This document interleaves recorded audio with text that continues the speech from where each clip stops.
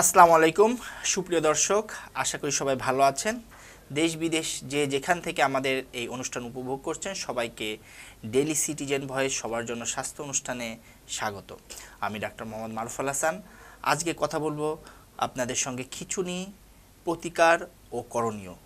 আমাদের সঙ্গে উপস্থিত আছেন উত্তরবঙ্গ তথা রাজশাহীর প্রখ্যাত নিউরোলজিস্ট এবং মৃগী রোগ বিশেষজ্ঞ, যে কিনা আমাদের যে নার্ভ কন্ডাকশন স্টাডির উপরে আলাদা ফেলোশিপ করে আসছেন। রাজশাহীতে 2 থেকে 3 জন এরকম আছে, তার মধ্যে উনি অন্যতম। তো আমাদের স্যার উপস্থিত আছেন, sir doctor Mohammad Hasan Habib. Sir, আপনাকে স্বাগত। আপনাকেও স্বাগত। স্যার, আজকে আপনার কাছে আমাদের আপনার যে খিঁচুনি সম্পর্কে আর কি আমাদের কিছু প্রশ্ন এবং সেই অ্যান্সারগুলো আর কি আপনি দিবেন আশা করি। তো প্রথমে যদি আমাদেরকে বলতেন যে খিঁচুনি আসলে কি, বা অনেকে সিজার, আমরা যেটাকে সিজার বলে থাকি, আবার বাংলায় খিঁচুনি বলি, এটা সম্পর্কে যদি প্রথমে কিছু বলতেন। থ্যাংক ইউ, আপনাকে অসংখ্য ধন্যবাদ। এই জিনিসটা আসলে একটু বোঝার ব্যাপার আছে। আমরা কখনো কনভালশন বলি, কখনো সিজার বলি, কখনো এপিলেপসি বলি। আসলে এই 3টা টার্মের সাথে একটু আলাদা আলাদা একটু হেয়ারলাইন ডিফারেন্স আছে এবং এক একটা টার্ম। আমি যদি প্রথমে সিজারের কথায় আসি, সিজারটা কি? সিজারটা কিছুই না, আমাদের ব্রেনের নর্মাল একটা অ্যাক্টিভিটি চলছে, সবসময় একটা অ্যাক্টিভিটি চলছে।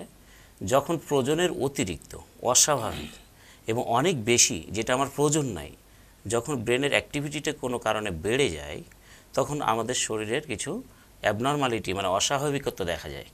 যেমন অস্বাভাবিক নড়াচড়া, হঠাৎ অজ্ঞান হয়ে যাওয়া, হাত পা কাঁপা, তারপরে মানুষের সেন্স না থাকা ইত্যাদি, এই ঘটনাগুলো ঘটতে থাকে। তাছাড়া আরেকটা হচ্ছে কি, অনেক সময় অটোমেটিক কিছু হয়ে যায়, যেমন তার প্রস্রাব পায়খানা হয়ে যায়, জিহ্বা কেটে যায়, অস্বাভাবিক আচরণ করে। এটা হয় ব্রেনের কিছু নিউরনের অস্বাভাবিক মানে অ্যাক্টিভিটির কারণে, কার্যকলাপের কারণে। তো যখন এই জিনিসটা হয়, তখন আমরা যখন তিনটে জিনিস হয়। যখন পেশেন্টের মানে বিহেভিয়ারাল চেঞ্জ হয়, আচরণগত চেঞ্জ হয়, তার হাত পায়ের খিঁচুনি দেখা যায়, অস্বাভাবিক নড়াচড়া থাকে, এর সাথে পেশেন্টের অন্যরকম একটা ফিলিংস থাকে, তার প্রস্রাব পায়খানা হয়ে যায়, এই সবগুলো কম্পোনেন্ট যখন একসাথে থাকে, তখন আমরা এটাকে সিজার বলি। এবং এটা আন্তর্জাতিকভাবে একটা ডেফিনেশন আছে, সংজ্ঞায়িত করা যায় যে কোনো পেশেন্টের যদি 24 ঘন্টার মানে পরপর 2বার এরকম ঘটনা ঘটে, তাহলে সেটাকে সিজার বলি। এখন কনভালশন তাহলে কি? এই যে আমি বললাম যে একটা সিজারের মধ্যে হাত পায়ের নড়াচড়া, কিছু অনুভূতি, কিছু অস্বাভাবিক আচরণ, এগুলো মিলে সিজার। কিন্তু এগুলোর মধ্যে যদি আমি দেখি যে শুধু মোটর পার্ট, শুধু হাত পায়ের নড়াচড়া, অন্য কোনো কিছু নাই, তাহলে সেই কম্পোনেন্টটাই হচ্ছে কনভালশন।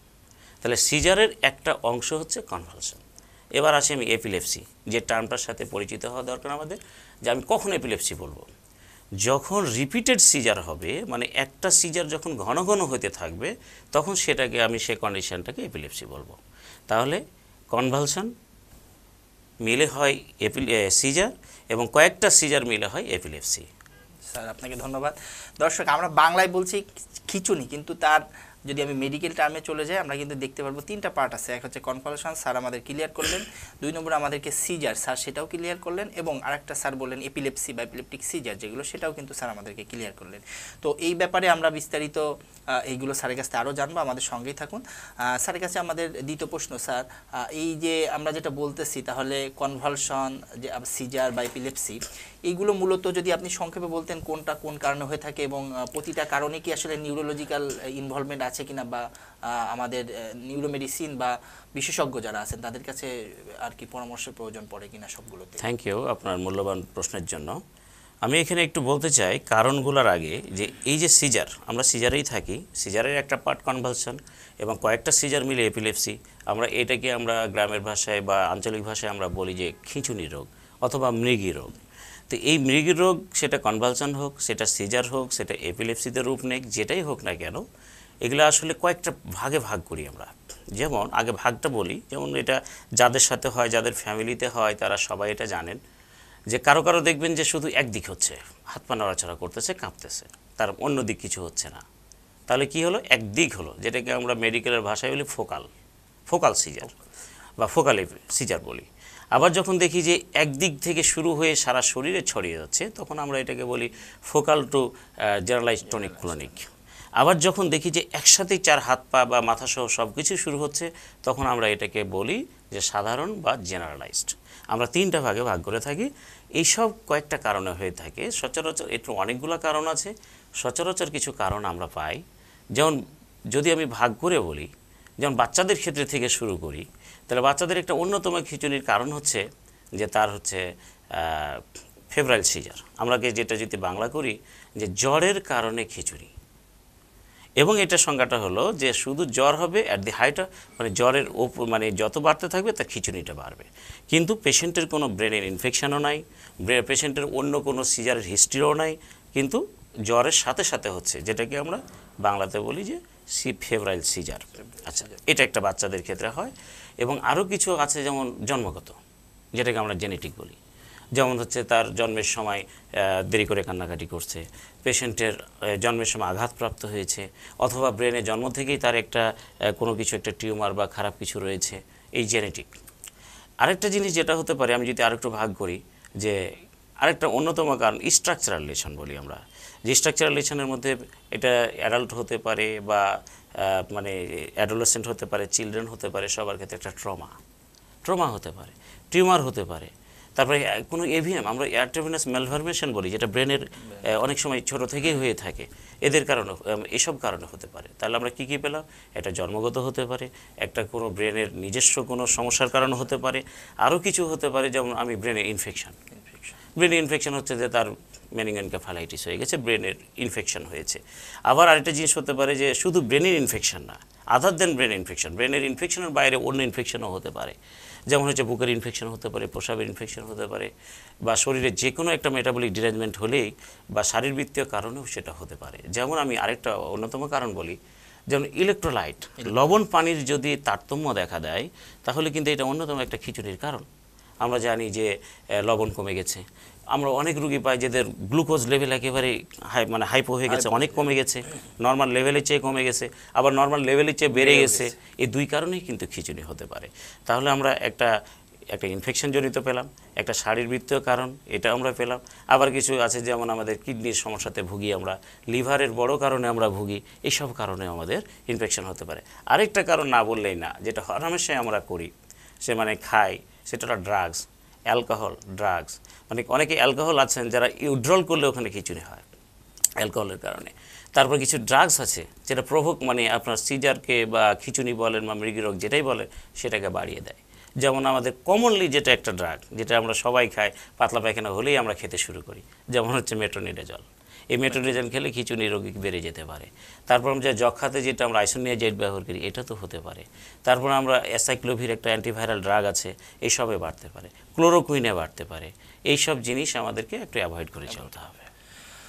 দর্শক, স্যার সিজার নিয়ে অনেক কিছুই বললেন। তো স্যারের কাছে আমরা আমরা বাড়িতে যদি দেখি যে আমরা সবচেয়ে কনসার্ন যে ব্যাপারগুলোতে থাকি, সেটা হচ্ছে বাচ্চাদের সিজার আর কি।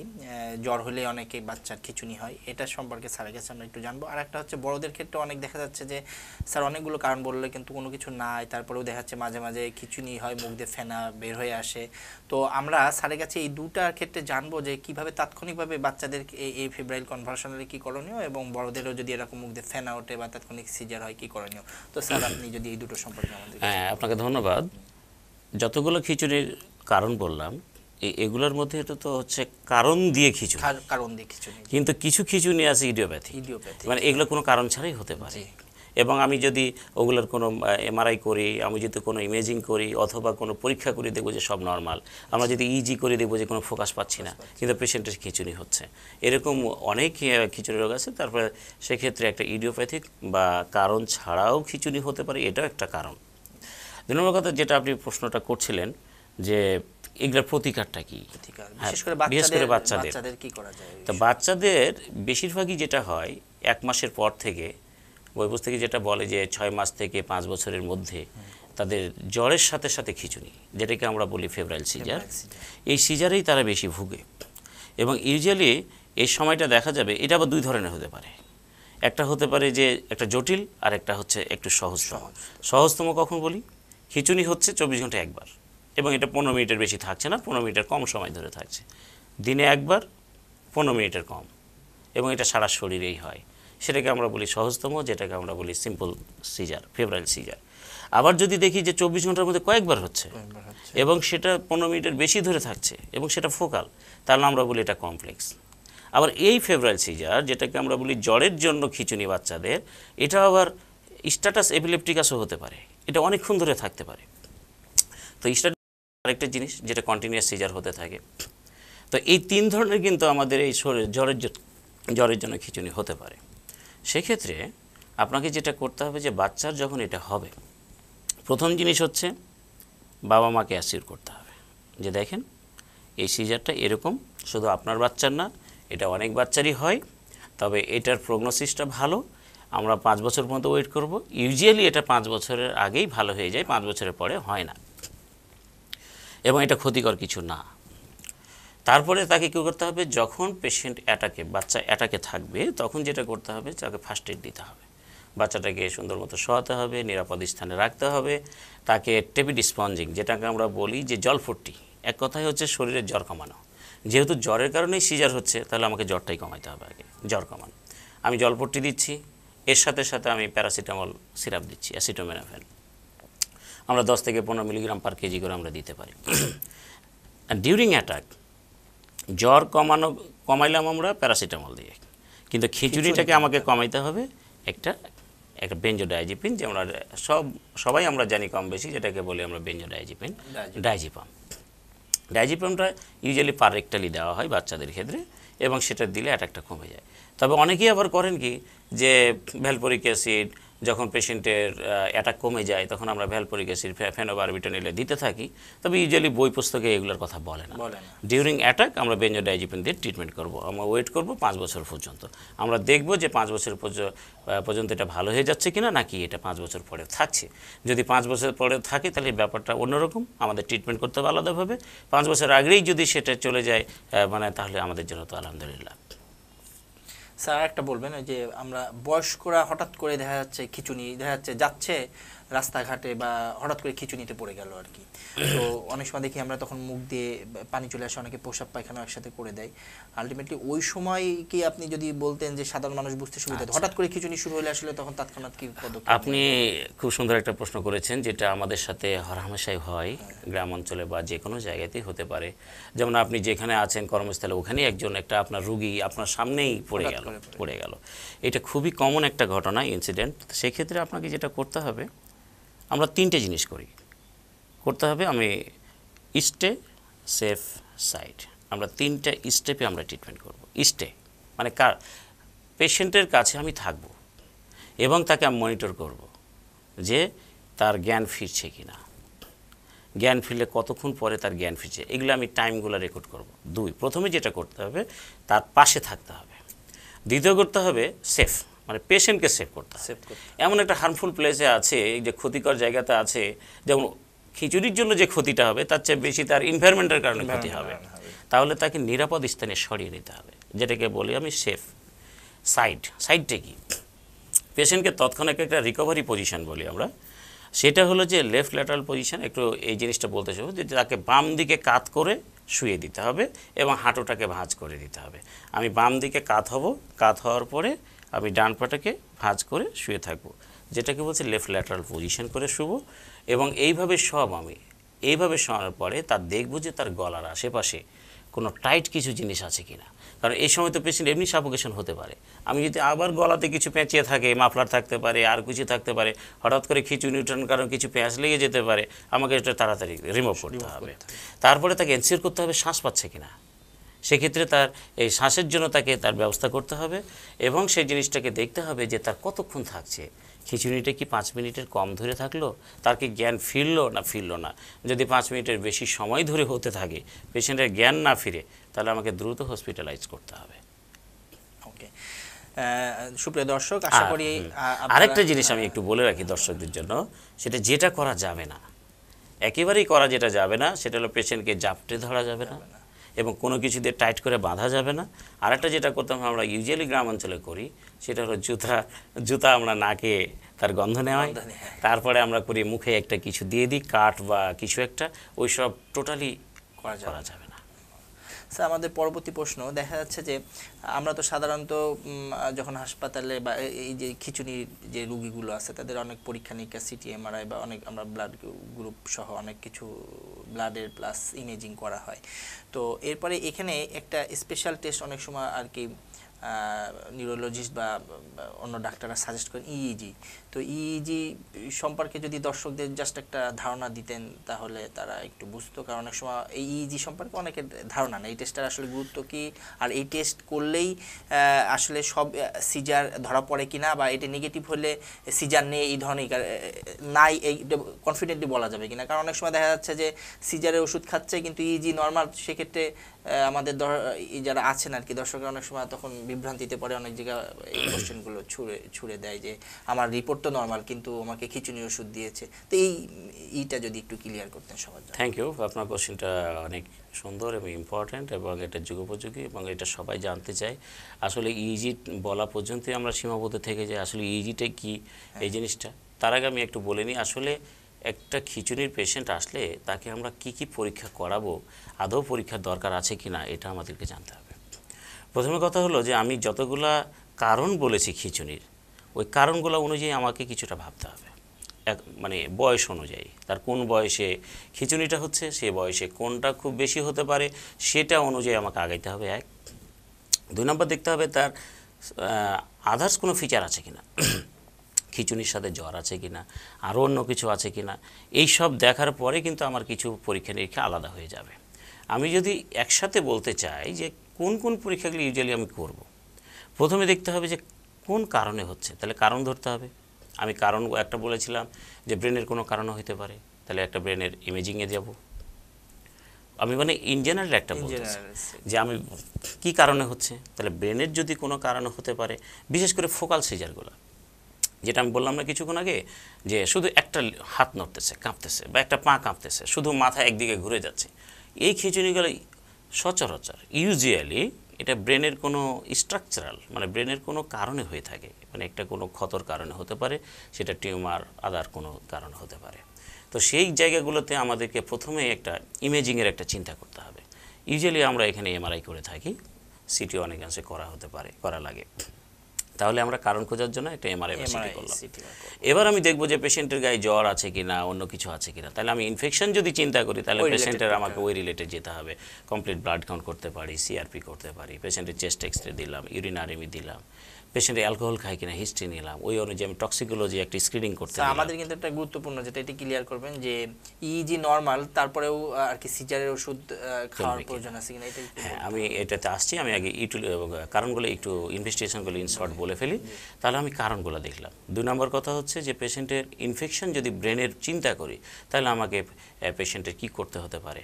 আমরা ইমেজিং তো করে ফেলেছি অলরেডি, কোনো জায়গাতে যদি রিলেশন টিউমার না থাকে তাহলে আমি একটা ইনফেকশন চিন্তা করলে তার সিএসএফ স্টাডি করতে পারি, কারণ আমরা ওই যে পিঠের পানির রস পরীক্ষা করতে পারি, এটা একটা। তারপরে আমি দেখতে পারি যে এই হিস্ট্রিগুলা ইনফ্লেমেটরি কিছু কজ আছে, যেমন হচ্ছে আদার্স কিছু ডিজিজ, কোলাজেন ভাস্কুলার ডিজিজগুলো আছে যেগুলোর অ্যাসোসিয়েশনে আমাদেরকে খিচুড়ি হতে পারে। আবার হিস্ট্রি নিয়ে যে অফেন্ডিং ড্রাগ, যেমন আমি কিছু মেডিসিনের কথা বলেছিলাম আগে, এই মেডিসিনগুলো যদি খাই তাহলে হলে অফ করতে হবে। তাহলে এইসব এখন আমি দেখি যে আচ্ছা এই কারণগুলো খুঁজে পেলাম, তাহলে আচ্ছা কোথা থেকে আসছে খিঁচুনিটা, ব্রেনের কোন অংশ থেকে আসছে। আমি যদি এই অংশটাকে ধরতে চাই তাহলে কি করতে হবে, তখন আমি দেখব যে আমি এমআরআই করে ফেলেছি, সবই করে ফেললাম, নর্মাল বা অ্যাবনর্মাল আমি যেটাই পেলাম, কিন্তু আমি ধরে নিলাম যে এমআরআই নর্মাল, কিন্তু ব্রেনের কোনো অস্বাভাবিক কার্যকলাপের কারণেই তো খিঁচুনিটা হচ্ছে। এই খিঁচুনিটা কোন জায়গা থেকে, ব্রেনের অংশ থেকে আসছে, এটাকে ধরার জন্য ইউজুয়ালি আমরা ইইজি করে থাকি, ইলেকট্রোএনকেফালোগ্রাম করে থাকি। ইলেকট্রোএনকেফালোগ্রাম এটাই, আমি যদি আরও বেশি ইইজির চেয়ে পরিচিত মানে ইসিজি, মানে বুকের কি করা হয়, হার্টের ইসিজি সবাই চিনি, এটা আমরা সবাই চিনি, আপামর জনতা সবাই চিনি যে ইসিজিটা কি ইলেকট্রোকার্ডিওগ্রাম, মানে আমি হার্টের একটা একটা কারেন্ট দেখতেছি, ইম্পালস, একটা কারেন্ট দেখতেছি যে হার্ট কি কাজ করতেছে, কীরকম ইম্পালস দিচ্ছে, স্বাভাবিক না অস্বাভাবিক। আসলে ইজিটা হলো ব্রেনের ইসিজি, হ্যাঁ ব্রেনের ইসিজি, মানে ইজি হচ্ছে এক প্রকার ব্রেন ইসিজি, যেটা আমরা কারেন্টটা দেখছি, এটা নর্মাল কারেন্ট নাকি অস্বাভাবিক কারেন্ট। তো এই কারেন্ট দেখার জন্য এই কারেন্ট কোথা থেকে আসছে, তার উৎপত্তি কোথায়, এটার জন্য ইউজুয়ালি এটাকে সচরাচর আমরা ইজিটা করে থাকি। এক তো ইজি দেখে আমরা যেটা বুঝি কোনো সিজারের, খিঁচুনির, যেটাই বলি না কেন, সেটার ফোকাসটা কোথা থেকে আসছে, তার উৎপত্তি স্থলটা কোথায়। এখন আপনি একটা প্রশ্ন করেছেন গুরুত্বপূর্ণ, যে আপনার স্যার ইজি নর্মাল কিন্তু পেশেন্টের খিঁচুনি, এক্ষেত্রে আপনি কি করবেন? অবশ্যই এমনও খিঁচুনি আছে MRI normal, city normal, easy normal, others parameter normal, পেশেন্টের খিঁচুনি হচ্ছে, ইজি বারবার করছেন নর্মাল। যদি পেশেন্টের ক্লিনিক্যালি যদি খিঁচুনি হয় এবং ক্লিনিক্যালি খিঁচুনি বোঝার জন্য কিছু প্যারামিটার আছে, এটা ট্রু সিজার আমরা বলি, যে এটা আসলেই খিঁচুনি নাকি খিঁচুনির মতো কোনো রোগ, দুটো এটাকে ক্লিনিশিয়ানকেই করতে হবে, মানে এটা আলাদা করে নিতে হবে। দেন ট্রু মানে সত্যিকারের সিজার হলে, খিঁচুনি হলে সেটাকে অবশ্যই খিঁচুনি ওষুধ দিতে হবে। আমার কাছে প্রথম কথা হলো যে আমাকে ট্রিটমেন্ট করতে হবে, মানে treat the patient not the investigation, treat the symptom not investigation. মানে পেশেন্টের কী প্রবলেম হচ্ছে এটাকে আমি সমস্যা মনে করে আমি ট্রিটমেন্ট করব, ইনভেস্টিগেশন যা হবে হোক। ইনভেস্টিগেশন আসলেই সাপোর্টিভ, আপনার চিন্তাধারাকে একটা জায়গায় পৌঁছানো, কিন্তু ফার্স্ট আপনার কাছে যদি মনে হয় খিঁচুনি, ইজি নর্মাল হতে পারে, এমআরআই নর্মাল হতে পারে, এভরিথিং নর্মাল হতে পারে, আপনাকে খিঁচুনির ওষুধ শুরু করতে হবে। ওকে ওকে দর্শক, আমরা গুরুত্বপূর্ণ একটা আমাদের কোশ্চেন আমরা মনে হয় স্যারের কাছ থেকে অ্যান্সারটা পেয়েছি। তো আমরা এখন স্যারের কাছে জানতে চাচ্ছি, স্যার আসলে খিঁচুনি রোগীর আসলে কোনো খাদ্যাভ্যাস রিলেটেড কোনো কিছু আছে কিনা, যে খাবারগুলো খেলে সাধারণত খিঁচুনির চান্সটা তাদের কম হবে এরকম? না, ইউজুয়ালি ওইরকম খাবারের কথা আমরা বলি না যে এই খাবারগুলো খাওয়া যাবে না। তবে কিছু বাচ্চাদের ক্ষেত্রে আপনি যখন বললেন তখন হলো কি যে কিটোজেনিক ডায়েট, আমরা কিটোজেনিক ডায়েট, এই ডায়েটটা অ্যাডভাইস করে থাকি সেই সব পেশেন্টদের ক্ষেত্রে যাদের refractory epilepsy, intractable epilepsy. Refractory intractable epilepsy মানে হচ্ছে কোনো ওষুধ দ্বারা পেশেন্টকে কন্ট্রোল করা যাচ্ছে না বাচ্চাদের ক্ষেত্রে, তাছাড়াও দেখা যাচ্ছে ওষুধ টলারেট করতে পারছে না, এইসব ক্ষেত্রে আমরা কিন্তু এই কিটো ডায়েটগুলো বা কিটোজেনিক ডায়েটগুলো আমরা বলে থাকি। হ্যাঁ, এটা ফর্মুলেটেড ডায়েট।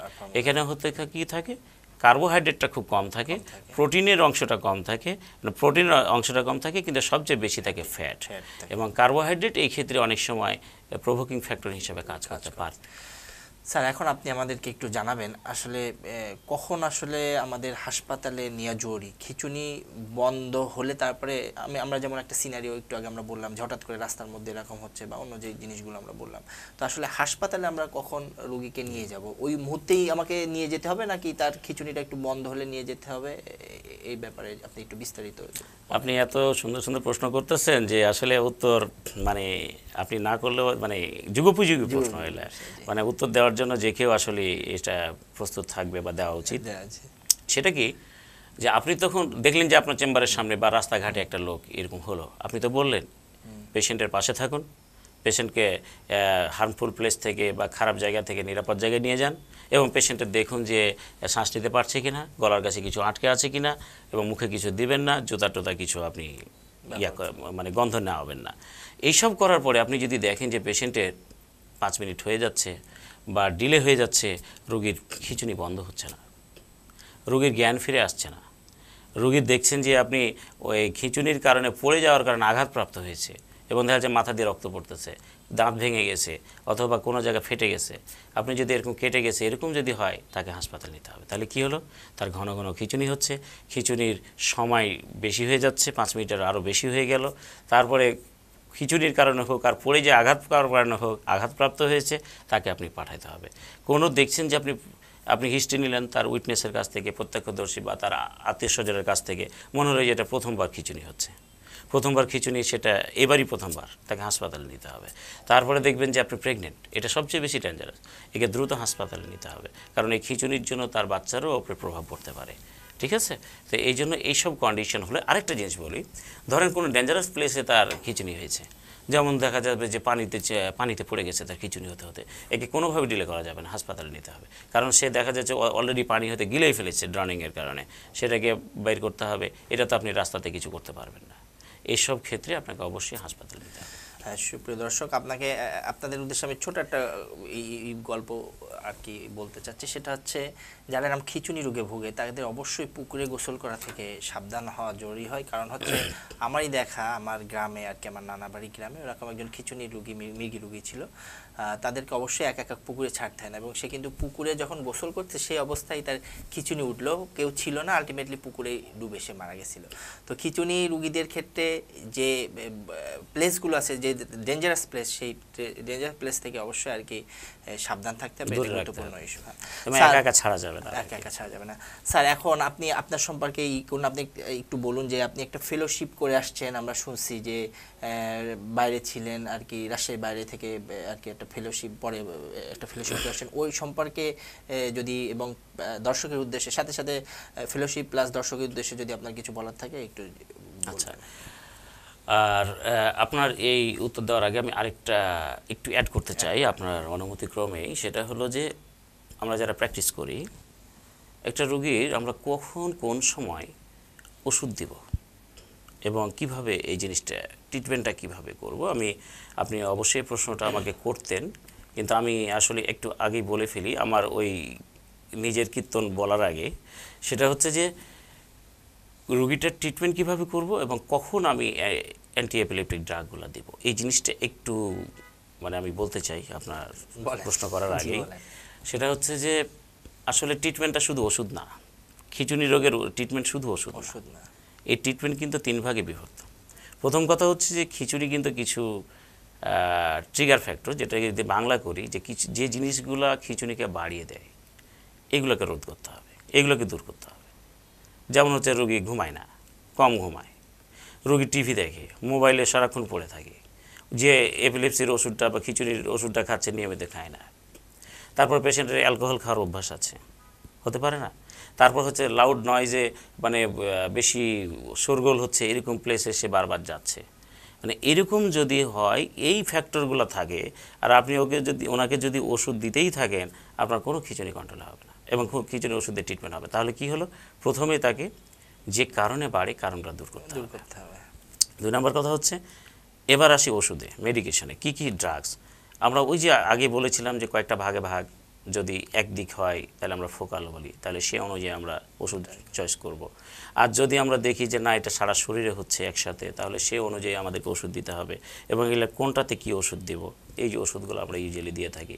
যেমন সাধারণত প্র্যাকটিসের বইয়ে আমরা যেটা বলি যে সারা শরীরে যদি হয় একসাথে, তাহলে আমরা ভ্যালপোরিক অ্যাসিডটাকেই প্রথমে চুজ করে থাকি। আর যদি ফোকাল হয় তাহলে ল্যামোট্রিজিন, লেভিটারাসিটাম দেয়। যদিও বই পুস্তকে ফোকাল একদিকের হোক আর সারা শরীরে হোক, ল্যামোট্রিজিনকে 2 ক্ষেত্রেই দেওয়ার কথা প্রথমে বলা আছে। তারপর প্র্যাকটিসের ক্ষেত্রে আমরা ভ্যালপোরিক অ্যাসিড আমরা সাধারণত সারা শরীরে হলে দেই, এবং আমরা ফোকালের ক্ষেত্রে বা একদিকে হলে ল্যামোট্রিজিন বা লেভিটারাসিটাম, কার্মাজেপিন কিংবা অক্সকার্মাজেপিন, এগুলো আমরা দিয়ে থাকি। আর আরেকটা জিনিস আমি একটু বলি যে এটা ট্রিটমেন্ট যদি আমরা দেখি যে না, তার যে কারণে হচ্ছে, কারণগুলো দূর করার কারণও ভালো হচ্ছে না, ওষুধ দিয়েও ভালো হচ্ছে না, তখন আমরা আরেকটা ট্রিটমেন্ট, এখন নেওয়ার ট্রিটমেন্ট যেগুলো হয়, সার্জিক্যাল কিছু ট্রিটমেন্ট করা যায়। সার্জিক্যাল ট্রিটমেন্টে যেমন যে জায়গা থেকে ফোকাস আসছে, যে জায়গা থেকে খিঁচুনি উৎপত্তি হচ্ছে, ওটাকে ফেলে দেওয়া। ধরেন এক জায়গার একটা ব্রেনের এক অংশ হয়ে যাচ্ছে, হেমিফেরিস একদিকটাই ফেলে দেওয়া, অথবা আমাদের ব্রেনের কিন্তু অংশ 2টা, আমরা একটা ব্রিজ দিয়ে কানেক্টর হয়ে থাকি। তাহলে এই দিকে উৎপত্তি যদি হয়, তাহলে এই উৎপত্তিটা ওই ভূমিকম্পের মতোই, একদিকে হলে ওই ব্রিজ দিয়ে অন্যদিকে চলে যায়। তাহলে আমি যদি ব্রিজটাকে ফেলে দিই, তাহলে আর এদিকের খিঁচুনি এদিকে যেতে পারবে না, যেটাকে আমরা ক্যালোসোটমি বলে থাকি। এই নিয়নের কিছু সার্জিক্যাল ইন্টারভেনশন আসছে। তার আমাদেরকে খিঁচুনি কন্ট্রোল করার জন্য অনেক পদ্ধতি চলে আসছে। আর খিঁচুনি নিয়ে ভয় নেই, খিঁচুনি নিয়ে ভয় পাওয়ার কিছু নাই। অনেক গ্রাম অঞ্চলে দেখা যায় যে এই খিচুনির জন্য বিয়ে হতে চায় না, বিয়ে হতে চায় না। এবং খিচুনির জন্য দেখা যাচ্ছে যে গোপন রাখে বিয়ে হতে, মানে মেয়ের বাবা তো এটা নিয়ে ভয়ই থাকে যে আমার মেয়ের যদি খিচুনি জেনে থাকে তাহলে বিয়ে ভেঙে যাবে। কিন্তু এরকম করারও কিছু নাই। এখন খিচুনির ট্রিটমেন্ট আধুনিক, অত্যাধুনিক বের হয়েছে, এবং এই খিচুনি কোনো ছোঁয়াচে রোগও না। খিচুনি হলে যে তার বাচ্চারাও খিচুনিতে আক্রান্ত হবে এমনও কোনো 100% কোনো ইয়ে নেই, উপাত্ত নেই। অতএব বিয়ের ক্ষেত্রে যে সোশ্যাল স্টিগমাটা আছে এটাকে দূর করতে হবে, এবং খিচুনি কোনোভাবেই ছোঁয়াচে মরণব্যাধি এরকম অসুখ না। খিচুনি কন্ট্রোল করা যায় এবং অনেক ভালোভাবে থাকা যায়। স্যার আমাদের অনেকগুলো প্রশ্নের অ্যান্সার আপনি দিয়েছেন, তার মানে যেগুলো অনেক সময় আমাদের মনের মধ্যে থাকে, হয়তো আমরা স্যারকে করতাম সামনে, কিন্তু স্যার অলরেডি করে দিয়েছে। স্যার এখন আপনি বলেন যে আপনি যে ফেলোশিপ করে আসছেন ওই সম্পর্কে। আমি বলি, আসলে ডাক্তার মারুফ আমাকে বারবার জিনিসটা বলার জন্য বলছে, তো আমি আসলে গত বছরে নার্ভ কন্ডাকশন স্টাডি এবং ইএমজি ইলেকট্রোমায়োগ্রাফি নার্ভ আল্ট্রাসাউন্ডের উপরে আমি একটা ফেলোশিপ ট্রেনিং নিয়ে আসছি ন্যাশনাল ইনস্টিটিউট অফ নিউরোসায়েন্স থেকে। এবং এটা একেবারে ব্যক্তিগত উদ্যোগে গেছিলাম যে আমার উত্তরাঞ্চলে, উত্তরবঙ্গে এই জিনিসটা খুব বেশি হয় না, অল্প পরিসরে হয়। তো আমার একটা প্রথম থেকে গিয়েছিল যে আমি এমডি নিউরোলজিস্ট, মানে নিউরোলজি কমপ্লিট করার পরে আমি এই সেক্টরটাকে একটু নিয়ে যেতে চাই আগিয়ে। কাউকে না কাউকে তো আগিয়ে আসতে হবে। অনেকে অগ্রপথিক আছেন যাদেরকে পথ ধরেই আমি আসছি, কিন্তু আমি চাই আমিও কিছু কন্ট্রিবিউশন রাখতে। এই জন্য আমি এটা করে আসছি, করে এখন আল্লাহর রহমতে আবার রাজশাহীতে ফিরে আসছি। তো আল্লাহ ভরসা, আপনাদের দোয়া যেন থাকে, আমি যেন আপনাদের যে উদ্দেশ্যে এটা শিখে আসছি সেটা যেন আমি সবাইকে সার্ভ করতে পারি। দর্শকের উদ্দেশ্যে যদি আপনার কোনো মেসেজ থাকে। দর্শকের উদ্দেশ্যে আমার মেসেজ একটাই, হ্যাঁ, যে একটাই ইয়া যে খিচুনি বলি, মৃগী বলি আর সিজার বলি, যেটাই বলি না কেন, এটা নিয়ে ভয়ের কিছু নাই, এটা নিয়ে খুব ওয়ারিড হওয়ার কিছু নেই। পিতা মাতা থেকে শুরু করে পুরো পরিবারকে অভিশপ্ত ভাবার কিছু নেই। অনেকে এমনও ভাবে গ্রামাঞ্চলে যে ওর বাবা, ওর ছেলের বাবা হয়েছে, তার মানে কোনো কালে হয়তো পাপ করছিল বা কিছু একটা ক্ষতি হয়েছিল, এই কারণে আল্লাহ তাকে অভিশপ্ত করেছে। এটা ভাবার কোনো অবকাশ নেই। এটা জাস্ট একটা অসুখ, এবং এটা হচ্ছে নিয়ন্ত্রণযোগ্য একটা অসুখ, এবং এটা সারা জীবন ভালো থাকা যায় এরকম একটা অসুখ, এবং অনেক আধুনিক ট্রিটমেন্ট বের হচ্ছে, এবং এটা নিয়ে ভয়েরও কিছু নেই, এবং সামাজিকভাবে এটা নিয়ে কোনো আতঙ্ক ছড়ানোর কিছু নেই। আপনারা সবাই ভালো থাকবেন, আমাদের জন্য দোয়া রাখবেন। ধন্যবাদ স্যার আপনাকে। সুপ্রিয় দর্শক, স্যার বিস্তারিতভাবে আমাদের বললেন আসলে এটা যে একটা সোশ্যাল প্রবলেম সেটাও আমরা জানি, কিন্তু এটা নিয়ে যে স্টিগমাটা আর কি সমাজে প্রচলিত আছে স্যার কিন্তু সেটাও ক্লিয়ার করলেন। অর্থাৎ আপনারা এটা নিয়ে আমরা মনে করি যারা আজকে আমাদের অনুষ্ঠান দেখতেছেন, শুনতেছেন, তারা এই জিনিসগুলো উপলব্ধি করতে পারবেন, এবং এটার জন্য যেন সামাজিক কোনো প্রতিবন্ধকতা তৈরি না হয় বিয়ে শাদী বা অন্যান্য ক্ষেত্রে, সেটাও আসলে আমাদের দেখা উচিত। সাথে সাথে আমাদের মনে রাখতে হবে আসলে খিচুনির সমস্ত রোগেরই আছে কিছু পর্যায় আছে, তীব্রতা অনুসারে কিন্তু ট্রিটমেন্টের ভ্যারিয়েশন থাকে। এই জন্য আপনারা খিচুনি হলেই সেই ভয় না পায়, ভয়কে জয় করতে হবে। আপনারা অবশ্যই যারা নিউরো মেডিসিন বিশেষজ্ঞ বা এই যে ব্রেনের যেসব ডাক্তার আছে তাদের পরামর্শ দিতে হবে, তাহলে তারা কিন্তু আপনাকে খিচুনি মাত্রা নির্ধারণ করে কোন ওষুধ খেতে হবে, আপনার লাইফস্টাইলটা কেমন হবে, আপনার ফার্দার করণীয় কি, সব জিনিসগুলো সেইভাবে ক্লিয়ার করবে। তো দর্শক, পরবর্তী অনুষ্ঠানের আর কি আপনাদের সবার আমন্ত্রণ থাকলো। পরবর্তীতে আমরা আবার কোনো গেস্টকে নিয়ে আসবো একইভাবে, এবং সেই রোগ সম্পর্কে আপনাদের সঙ্গে ডিটেলস আলোচনা করব। তো সেই পর্যন্ত আপনারা সবাই ভালো থাকেন, সুস্থ থাকেন। সবাইকে আল্লাহ হাফেজ।